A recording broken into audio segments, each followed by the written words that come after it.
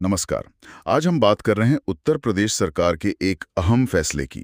जो सरकारी basic school हैं, उनमें अगर 50 से कम छात्र हैं तो उन्हें पास के स्कूलों में मिलाया जा रहा है। इस पर काफ़ी चर्चा हो रही है। हमारे पास कई रिपोर्ट्स और लेख हैं, तो सोचा इस पर एक गहन चर्चा की जाए। बिल्कुल। और देखिए, ये फैसला सिर्फ कुछ स्कूलों का नहीं है, इसका पैमाना काफी बड़ा है। तो जरूरी है कि हम समझें कि ये योजना है क्या, सरकार क्यों कर रही है और जो चिंताएं हैं वो क्या हैं। हाँ, तो सबसे पहले ये फैसला असल में है क्या, मतलब कोर आइडिया क्या है? कोर आइडिया सीधा है, प्राइमरी और अपर प्राइमरी स्कूल जहां बच्चों की संख्या 50 से कम है, उन्हें पास की किसी दूसरे सरकारी स्कूल में मर्ज कर दिया जाएगा। मतलब वो स्कूल बंद हो जाएंगे एक तरह से। अच्छा, और ये संख्या कितनी हो सकती है ऐसे स्कूलों की, कुछ अंदाजा है? देखिए, आंकड़े थोड़े अलग अलग आ रहे हैं। कहीं सुनने में आ रहा है 5,000 से ज्यादा स्कूल, कुछ रिपोर्ट्स तो करीब 29,000 स्कूलों तक की बात कर रही हैं। 29,000? ये तो बहुत बड़ी संख्या है। हाँ, और अकेले लखनऊ में शायद 445 स्कूलों की पहचान हुई है विलय के लिए। तो मतलब ये कोई छोटा मोटा बदलाव नहीं है। जाहिर है। तो सरकार इसके पीछे वजह क्या बता रही है? इतने बड़े कदम के पीछे कोई ठोस तर्क होगा?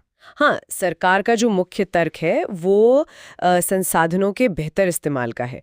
मतलब एक जगह पर अच्छी बिल्डिंग हो, ज्यादा कमरे हों, कंप्यूटर लैब, लाइब्रेरी, अच्छी टीचिंग सामग्री, ये सब। ओके, यानी रिसोर्स कंसोलिडेशन। बिल्कुल। और उनका ये भी कहना है कि इससे शिक्षकों की उपलब्धता भी सुधरेगी।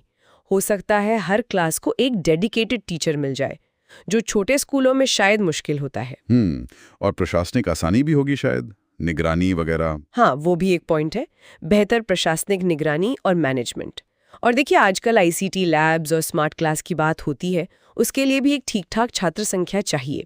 तो विलय के बाद शायद ये मानक पूरे हो सके। और जो स्कूल भवन खाली होंगे उनका क्या? हाँ, ये भी बताया गया है कि उन खाली भवनों को शायद आंगनवाड़ी केंद्र या फिर हेल्थ एंड वेलनेस सेंटर के तौर पर इस्तेमाल किया जा सकता है।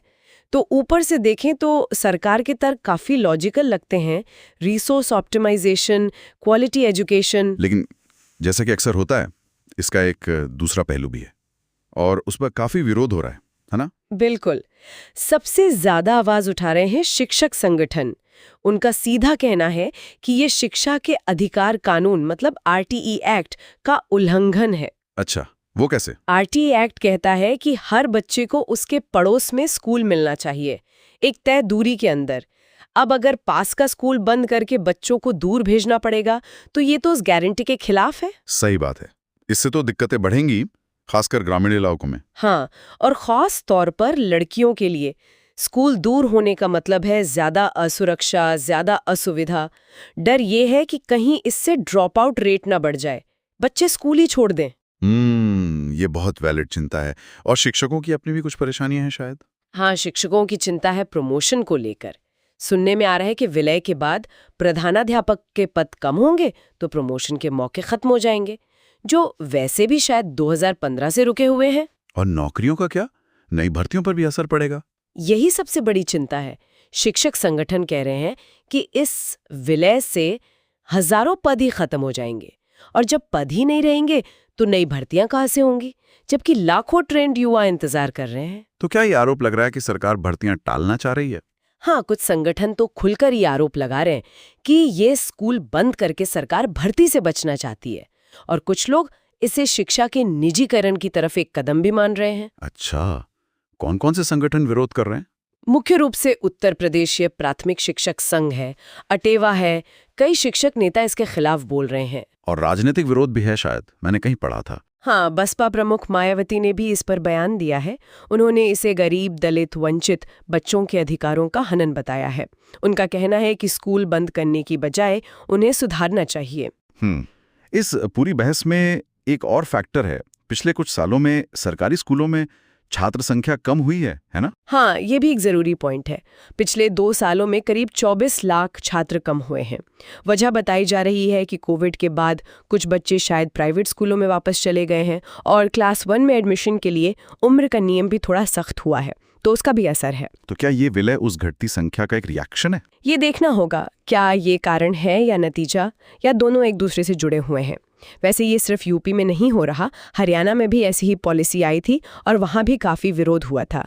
चिंताएं वही थीं, दूरी, ड्रॉप आउट, शिक्षकों की नौकरी। अगर हम यूपी के आंकड़ों पर वापस आएं, जो स्कूल बंद हो रहे हैं उनमें कितने बच्चे और शिक्षक प्रभावित होंगे? एक अनुमान के मुताबिक जो करीब 29,000 स्कूल हैं, जिसमें 50 से कम छात्र हैं, उनमें लगभग 9.8 लाख बच्चे पढ़ते हैं और करीब 83,000 शिक्षक और कर्मचारी उनसे जुड़े हैं। ये बहुत बड़ा नंबर है। हाँ, और इन स्कूलों पर खर्च भी तो होता होगा। बिल्कुल।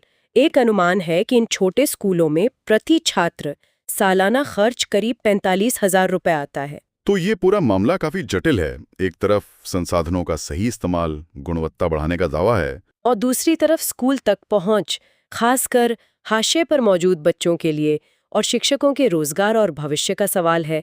संतुलन बनाना बहुत मुश्किल है। सच में। तो अब सवाल यही है कि शिक्षा में संसाधनों का प्रबंधन कैसे हो कि क्वालिटी भी सुधरे और एक्सेस भी बना रहे। क्या विलय ही एकमात्र रास्ता है? या क्या कोई और मॉडल हो सकता था? शायद छोटे स्कूलों को रिसोर्स सेंटर से जोड़ना या कुछ और। और एक बात और सोचने वाली है, स्कूल सिर्फ पढ़ाई की जगह नहीं होते, वो एक समुदाय का केंद्र भी होते हैं। जब गांव का स्कूल बंद होता है तो क्या उससे उस समुदाय का कुछ हिस्सा कमजोर पड़ता है? इस सामाजिक पहलू पर भी ध्यान देना जरूरी है शायद। बिल्कुल। ये एक ऐसा मुद्दा है जिस पर बहस और विचार विमर्श जारी रहना चाहिए। देखना होगा कि जमीन पर इसका असर कैसा होता है।